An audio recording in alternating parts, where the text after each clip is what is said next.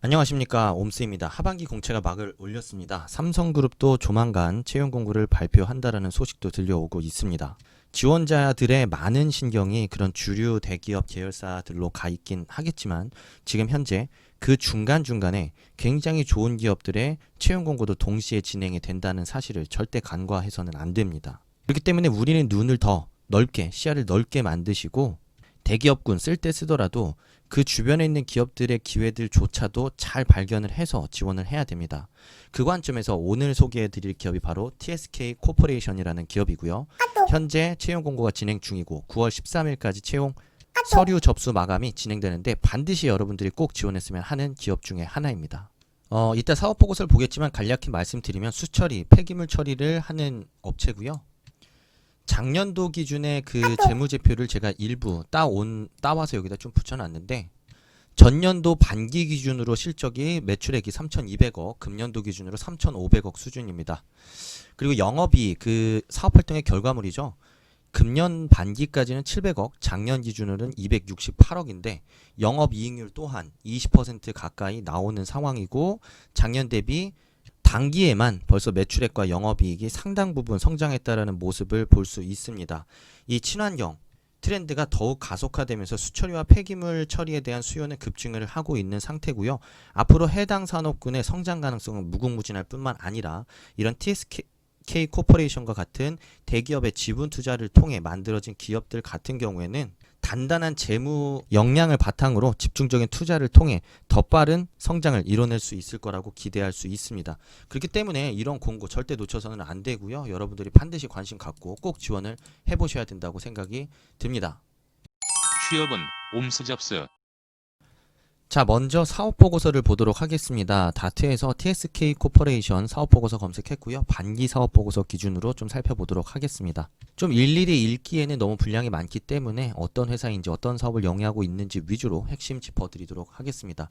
우선은 당사 같은 경우는 수처리, 폐기물, 자원순환 사업을 영위하는 회사라고 좀 생각을 하시면 되겠습니다. 수처리 같은 경우에는 이 아래 보시면 생활, 공업에 필요한 용수를 생산, 공급하는 사업, 그리고 발생된 하수와 폐수를 이송, 처리하는 이 사업을 총칭합니다. 이 수처리 사업 같은 경우에는 사회 간접자본 시설 해당하는 사업으로 아무래도 공공발주나 공공기관에서 혹은 정부에서 이 해당 산업 분야에 대한 투자, 관점을 어떻게 갖고 가느냐 자체가 산업의 성장성과 직결되는 부분이라고 좀 보시면 되겠습니다. 자, 특히 이 해당 사업의 특성 같은 경우에는 운영부터 건설, 제조 각 부문이 상호 긴밀히 연결되는 밸류체인을 형성하고 있다라고 좀 보시면 되겠고요. 수주를 하게 되면 그 수처리 시설을 건설하는 것부터 운영하는 것까지 모두 다 어떤 수주를 하기 때문에 건설하면서 경제적 부가가치 창출하고 그리고 건설한 다음에 지속적으로 운영하면서 또 수익을 낼 수 있다라는 측면에서 이런 밸류체인상에서 상호 긴밀히 연계되는 형태로 산업이 연결되어 있다라고 설명이 되어 있습니다. 좀 요것들 좀 그 관점에서 좀 보시면 좋을 것 같고요. 특히 산업의 성장성 부분을 보면 선진국에서는 노후 시설을 개량하고 기도국에서는 SOC 인프라 구축 측면에서 상하수도 인프라 확충, 중동에서는 해수 담수화 및 제2용 수요가 늘어나는 등 물 시장은 지속적으로 성장할 것으로 예상이 되고 있다라는 내용이 나오고 있습니다. 그렇기 때문에 우리나라의 이런 수처리 기술을 지속적으로 해외 개도국이나 신흥국들 중심으로 진출을 해서 이 상하수도 시스템을 구축하고 운영해주는 이런 사업을 수주해 올 수 있지 않을까라는 생각을 좀 해볼 수 있고요. 반면 우리나라 국내 물 시장에 대해서는 조금 부정적인 얘기가 나오고 있습니다. 지자체의 재투자 여력이 저하된 상태이기 때문에 상하수도 요금 현실화율이 낮다라고 나오고 있고요. 그만큼 투자 대비 리턴이 크지 않다라는 얘기입니다. 그러다 보니 가격 경쟁으로 치닫고 있는 상황이고 이로 인해서 수익성도 악화되고 있다라는 측면의 이야기가 조금씩 비춰지고 있습니다. 그래서 이 경기 변동 특성이 있어서 물안경 사업 같은 경우에는 이 정부의 고용 유발, 경기 부양 목적에 따른 SOC 투자에 따라서 그 사업의 성장성이 연동되는 성격이 있기 때문에 이런 것들을 우리가 좀 잘 봐둘 필요가 있습니다. 뭐 혹시라도 이번에 발표했었던 한국판 뉴딜에서 좀 이런 수처리 시설의 고도화와 관련된 내용들이 있는지 좀 다시 살펴볼 필요가 있다라고 생각이 들기도 합니다. 자, 여기 아래 보면은 국내외 시장 여건에서는 우리나라 수처리 시설 고도화, 뭐 발전에 대한 필요성에 대한 이야기가 좀 언급이 되어 있는데요. 뭐 지자체의 현금 여력, 뭐 이 여력이 낮다 보니까 아무래도 수처리에 투자되는 비용이 낮은 건 맞는데, 하지만 필요성은 분명히 있다라는 얘기가 나오고 있습니다. 우리나라 같은 경우에는 이 수급적인 측면에서 댐 용수에 지나치게 의존을 하고 있기 때문에 가뭄에 취약한 구조라고 나와 있고요. 그렇기 때문에 이 물을 수급할 수 있는 다양한 수단에 대한 마련이라는 측면에서 보았을 때 이런 수처리 기술 그리고 물 환경 사업에 대한 확대 필요하다라고 좀 여러분들이 생각을 해볼 수 있겠습니다. 하지만 아직까지는 국내에서 이 해당 사업에 대한 좀 광범위하고 전폭적인 투자에 대한 계획은 아직 없는 듯 보이고요. 그렇기 때문에 계속해서 수익성이 안 좋아지고 있고 저수익 구조가 고착화되고 있다는 이런 부정적인 언급이 계속해서 나오고 있는 것 같습니다. 그렇기 때문에 오히려 이 국내 물환경 기업 같은 경우에는 해외 진출 계획이 없고 내수 시장에 집중하는 구조인데 이런 이유 때문에 오히려 정부에서는 국가주도 강력한 육성 정책의 필요성에 기인해서 글로벌 기술 경쟁력 확보와 전략적 해외 진출을 위해 지원을 하고 있다는 얘기가 나오고 있습니다. 국내 시장 자체가 수익 구조가 낮기 때문에 아무래도 해외로 나가서 이 기술력을 중심으로 수주를 따오는 역할이 필요하지 않나라는 얘기를 하고 있습니다. 자, 두 번째 폐기물 사업에 대한 내용입니다. 폐기물 같은 경우에는 일반 지정 폐기물 중에 재활용이 안 되는 불연성 폐기물을 허가받은 매립시설에 매립하는 사업이고요. 이 민원이나 환경 훼손 문제들 때문에 굉장히 허가 절차가 까다롭습니다. 그렇기 때문에 아무나 이 매립할 수 있는 라이센스를 받을 수 있는 게 아니라는 점이 좀 특징적인 부분이라고 좀 생각을 하시면 될 것 같고요. 이 매립 사업 같은 경우는 배출 업체들의 산업 활동의 결과로 결과에서 비롯되기 때문에 얼만큼 이 배출 업체들이 배출하는 폐기물의 형태가 다양해지는가, 폐기물의 분량이 얼만큼 많아지는가에 따라서 이 산업의 성장성도 연동이 된다라고 보시면 되겠습니다. 또한 폐기물 처리 가격 같은 경우 처리 방법이나 폐기물 품목에 따라서 굉장히 다양하기 때문에 이 처리 업체가 위치한 지역적 특성이나 폐기물 품목 그리고 성상 상태에 따라서 그 가격이 다양하다라는 특징이 있다라는 점 잘 체크해 두시면 좋을 것 같습니다. 공통된 가격을 추정할 수는 없고 폐기물 품목이나 성격에 따라서 가격이 천차만별이다 좀 생각을 해두시면 될 것 같습니다. 아무래도 폐기물 처리에 고도의 기술력이나 설비가 필요한 경우에는 좀 더 수익성이 높게 나올 수밖에 없다라고 생각하시면 쉽지 않을까 생각이 듭니다.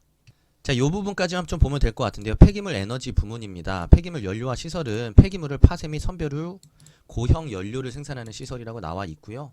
아무래도 폐기물은 버려지는 물질인데 이거를 어떤 새로운 가공을 통해서 열병합 발전소 등에서 활용 가능한 고형 연료로 생산할 수 있다는 점에서 봤을 때는 다시 어떤 에너지원으로 재활용한다는 측면에서 자원의 회수 및 순환 효과 그리고 높은 부가가치를 창출할 수 있다는 점에서 굉장히 중요한 사업 모델 중에 하나라고 좀 볼 수 있을 것 같습니다.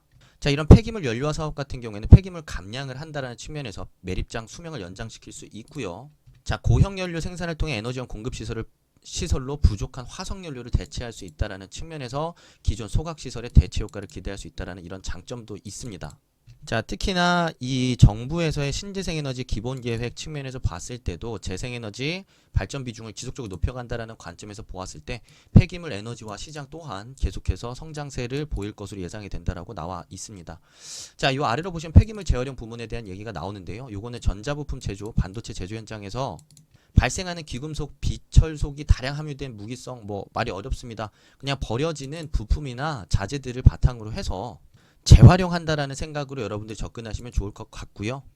사장될 뻔한 자원을 다시 재활용을 통해서 활용할 수 있다는 것 자체가 국내 자원 보호 내지는 원자재 수입 대체 효과를 기대할 수 있기 때문에 이런 전방 산업의 발전과 경제성 있는 원재료 확보에 기여할 수 있을 뿐만 아니라 환경 보호라는 측면에서도 굉장히 높은 역할을 할 수 있기 때문에 중요한 사업 영역이라고 보시면 될 것 같습니다. 자, 나머지 부분은 여러분들이 좀 보시면 될 것 같고요. 요 밑에 사업 부문별 매출을 보시면 아시겠지만 수처리 사업 매출액은 지속적으로 2016년부터 19년까지 성장은 계속해서 하고 있습니다. 하지만 보시다시피 매출 총이익은 크게 높지 않습니다. 여기서 판관비까지 뺀다고 한다면 그 영업이익률은 더 낮아질 가능성이 높고요. 매출 자체는 확대되고 있지만 수익성이 좀 낮아서 아무래도 매력도가 떨어지는 반면에 폐기물 처리 사업 같은 경우에는 2016년 대비 2019년까지 벌써 2배 이상의 성장을 이뤄냈습니다. 매출의 기준이고요. 자, 매출 총이익도 보시면 거의 50%에 육박하는 매출 총이익을 내고 있다라는 점이 굉장히 인상 깊습니다. 그만큼 수익성도 높고 미래 성장 가능성도 높은 사업이라는 점을 좀 여기서 눈여겨보실 수 있을 것 같고요. 이런 점을 비추어 보았을 때 앞으로 TSK 코퍼레이션과 같은 폐기물 처리, 폐기물 재활용을 하는 기업의 역할과 중요성이 더욱 부각될 가능성이 높지 않을까 생각이 듭니다. 자, 자기소개서 작성법으로 넘어가도록 하겠습니다. 첫 번째 항목. 여러분들을 표현할 수 있는 키워드 3가지, 그리고 학업 시절과 성장 과정 소개해 달라고 하는데요. 요거는 여러분들이 대표적인 키워드 먼저 추출하시고요. 그 다음에 여러분들이 창의적으로 연결해 보시면 됩니다. 무슨 뜻이냐면 먼저 연결을 생각하면서 3가지 키워드를 여러분이 떠올릴 필요가 없어요. 이 생각보다 그냥 키워드만 도출되면 센스 있게 연결할 수 있을 가능성 매우 높습니다. 자, 예를 들면 제가 한번 제시를 해보겠습니다. 책벌레라고 얘기를 하나 할 거고요. 내 꿈은 회장님. 자, 얘기를 해보고, 자, 그리고 나서 기획 요렇게 얘기를 좀 해보겠습니다. 저는 책벌레였습니다 라고 얘기를 할 수 있습니다. 어떤 책벌레였는지, 어떤 책을 많이 봤는지, 자, 책이 나를 어떻게 변화시켰는지. 자, 그러면서 책을 읽으면서 경영학에 관심이 생겼어요. 경영학이라는 게 어떻게 보면 하나의 사업, 하나의 비즈니스 모델을 조성하는데 굉장히 중요한 학문이라는 생각이 든 거죠. 그렇기 때문에 경영학에 심취해서 그 과목들을 재밌게 들은 거예요. 그러니까 책을 읽으면서 내가 느꼈던 다양한 분야에 대한 관심, 하지만 그것들을 잘 조직하고 기획해서 하나의 멋진 사업을 만들고 그 사업들을 만들면서 나는 회장님이 되고 싶었다라는 그런 나의 꿈 얘기를 해볼 수 있고요. 그렇지만 경영학에 대해서 공부하고 책을 읽으면서 느꼈던 거는 어떤 현실 감각에 대한 부족함, 현실 감각에 대한 부재가 나는 되게 안타깝게, 아쉽게 느껴졌고, 그렇기 때문에 나는 기획과 관련된 인턴과 외부 활동, 외부 경험들을 통해서 자, 현실 감각을 높일 수 있었다. 자, 그렇게 나는 지금 미래의 CEO를 꿈꾸고 있다 라는 식으로 조성을 해볼 수 있기 때문에 여러분들이 그냥 좀 스스로를 대변해 볼 수 있는 키워드 3개가 아니어도 좋아요. 한 뭐 4-5개 제시해 보시고요. 그 다음에 각각의 키워드를 중심으로 연결이 좀 잘 될 것 같다라는 키워드들을 선택해서 이렇게 자유롭게 연결해 보시면 어렵지 않게 접근해 보실 수 있을 겁니다.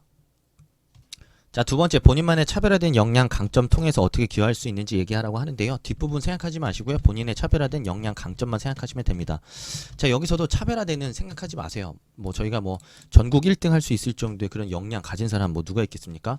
그러니까 내가 잘하는 거, 내가 자신 있는 역량 무엇인지 자, 제시하고요. 왜 그런지, 어떻게 잘할 수 있는지 좀 디테일하게 좀 써보자라는 거죠. 자, 내가 뭐 문서 수집하고 정리하는 데 탁월하다. 얼만큼이나 방대한 정보들을 빠른 시간 안에 어떻게 정리해낼 수 있다. 자, 관련된 경험 제시하면서 좀 더 구체성 있게 얘기해 주시면 되고요. 자, 이런 역량을 토대로 TSK에서도 그렇게 잘할 수 있다 라는 얘기를 하는데, 이 TSK 사업에 대한 이해를 보여주시면 좋을 것 같습니다. 자, 예를 들면은 그 사업이 성장하고 새로운 사업 분야에 대한 사업 확대 필요성이 높아질수록 더 많은 업무가 필요해질 것이다. 그런 업무를 대체해 나가는 데 있어서 내가 가진 행정력, 그리고 내가 가진 자료 수집 능력 충분히 잘 활용해 볼 수 있을 것 같다라는 생각으로 여러분들이 기여를 어떻게 할 것인지 충분히 제시해 볼 수 있습니다. 500자밖에 안 되기 때문에 너무 많은 내용을 담으려고 하기보다는 핵심들만 분명하게 드러내겠다라는 관점에서 접근을 해보시면 좋겠습니다. 자, 세 번째 항목으로 넘어가도록 하겠습니다. 성공 사례와 실패 사례 각각 이유와 결과를 포함해 기술해 달라고 하고 있고요. 비중은 반반으로 갔으면 좋겠습니다. 왜냐면 뭐 실패 경험은 되게 좋은 관점에서 실패를 잘 쓰면 좋은 인상을 남길 수가 있습니다. 그 실패를 통해서 무엇을 확실하게 느꼈다라는 걸 보여줄 수가 있거든요. 자, 어쨌든 성공이든 실패든 쓰실 때 분명한 상황 설명을 해야겠죠. 어떤 상황이었다. 나는 어떤 행동을 어떻게 옮겼다라는 구체성 있게 여러분들의 행동을 좀 써주셔야 될 것 같고요. 그 다음에 이로 인해 어떤 결과가 도출되었다 라는 식으로 성공이든 실패든 동일하게 접근을 하면 되고요. 여기서 이제 성공이라고 한다면 여기서 이유를 써줘야겠죠. 이유라는 건 그거죠. 내가 어떤 관점에서 어떻게 접근한 게 성공의 열쇠였다고 생각한다. 이게 어떻게 보면 여러분들의 역량일 수 있습니다. 그러니까 남들 같은 경우에는 바깥에서 답을 찾았지만 난 안에서 그 답을 잘 찾았기 때문에 이렇게 성공할 수 있었다고 생각한다 라는 식으로 이제 도출이 되겠죠. 자, 실패도 마찬가지입니다. 이유가 있을 거예요. 내가 어떤 관점을 놓쳤기 때문에 실패했다. 그때 이런 관점의 중요성을 어떻게 느꼈다라는 식으로 또 이제 주제도, 느낌도, 교훈도 도출이 될 수가 있겠습니다. 이런 식으로 각각의 성공 실패 경험 하나씩 얘기해 주시면 좋을 것 같고요. 자, 네 번째 항목으로 넘어가도록 하겠습니다. 삶을 통해 이루고 싶은 비전 또는 목표 세 가지를 우선순위 순으로 우선순위 순으로 쓰고 사유를 써달라고 얘기를 하고 있습니다. 자, 인생의 비전이기 때문에 뭐 직무적인 목표도 좋고요. 여러분들의 개인적인 목표도 좋습니다. 요거는 좀 더 여러분들만의 그런 주관적인 생각과 센스가 좀 필요할 수는 있겠죠. 개인적인 목표는 있으시면 그냥 쓰면 되고요. 다만 이런 것만 쓰지 맙시다. 쓰지 말 것. 자, 한 분야의 전문가가 되겠다. 정말 식상합니다. 정말 최악의 멘트 중에 하나고요. 굳이 쓸 거라면 구체성 있게 쓰세요. 자, 기술 전문가가 되고 싶다. 어떤 기술을 왜 익히고 싶다. 그 기술을 익히기 위해 어떤 준비들을 해 나가겠다 라는 식으로 구체성 있게 쓰세요. 재무 분야에 대한 전문성을 갖추고 싶다라고 한다면 재무 전문가가 되겠다 이렇게 얘기하지 마시고 AI, CPI나 아니면 IFRS 전문가가 돼서 그걸 바탕으로 뭐 해외 투자자들을 대상으로 한 어떤 정확한 우리 회사의 실적 소개 아니면 우리 회사의 역량 소개 이런 것들이 가능한 지식 체계를 갖추고 재무 전문가가 되겠다라는 식으로 디테일하게 구체성 있게 여러분들이 써봐야 될까 말까 합니다. 자, 이외에 개인적인 목표를 쓰시더라도 분명한 이유와 구체적인 계획 반드시 좀 포함을 시켜서 써주시는 걸 잊지 않으셨으면 좋겠습니다. 자, 다섯 번째 항목입니다. TSK 지원 동기. 아까 사업보고서 열심히 봤죠. 자, TSK라는 어떤 회사가 영위하는 사업의 중요성 증대. 자, 이걸 통해 TSK가 사회를 어떻게 변화시키는지에 대한 여러분들 생각 좀 녹여보시면 좋을 것 같고요. 채용해야 되는 사유는 뭐 딱히 없습니다. 뭐 TSK가 나를 뽑아야 되는 이유가 뭐가 있겠습니까? 다른 지원자도 마찬가지예요. 쫄 필요 없고요. 이런 식으로 접근하면 쉽습니다. 나는 어떤 사람이다. 이런 사람이 TSK에 필요하다. 라는 식으로 접근하면 되는데 나는 어떤 사람이다 라고 얘기할 때 여기서 여러분들의 개성, 플러스 또는 정체성을 바탕으로 스스로를 굉장히 주체적으로 표현을 해보시면 좋겠습니다. 뭐 예를 들면은 여러분들이 좋아하는 도전이라는 단어를 넣는다면 나는 매사에 도전, 새로운 환경, 새로운 시도를 좋아하는 사람이다. TSK는 그런 환경에 직면해 있다. 나 같은 사람이 TSK를 한 단계 레벨업 시키는 데 있어서 필요할 것 같다. 라는 식으로 얘기해 본다면 충분히 쉽게 접근해 볼 수 있겠죠. 하지만 뭐 도전이라는 키워드 별로 저는 좋아하지 않으니까 우선 넘어가도록 하겠습니다. 자, 대외활동, 수상실적, 해외 연수 경험 등 특기사항 기술해 달라고 하고 있으니까요. 여러분들 마음대로 자랑하십시오. 다만 줄줄이 나열하지 마세요. 나열하지 마시고요. 뭐 자격사항을 어필한다고 하더라도 소제목을 통해서라도 뭐 자격, 뭐 교육, 수상을 통해 보여주고 싶은 역량이나 면모가 무엇인지를 분명하게 보여주고 나서 부연이나 나열을 하더라도 하시는 게 좋을 것 같습니다. 자, TSK 코퍼레이션 지원하시는 분들을 위한 자소서 작성법 가이드 이렇게 좀 준비해 봤고요. 꼭 이 공고 놓치지 마시고 지원하셔가지고요. 카드 하나 더 늘리시고 합격까지 하셔서 성장성 높은 기업에서 같이 함께 잘 성장해 나갈 수 있는 인재가 되시길 응원하도록 하겠습니다. 영상 시청해 주셔서 감사하고요. 구독, 좋아요 꼭 부탁드리겠습니다. 옴수였습니다.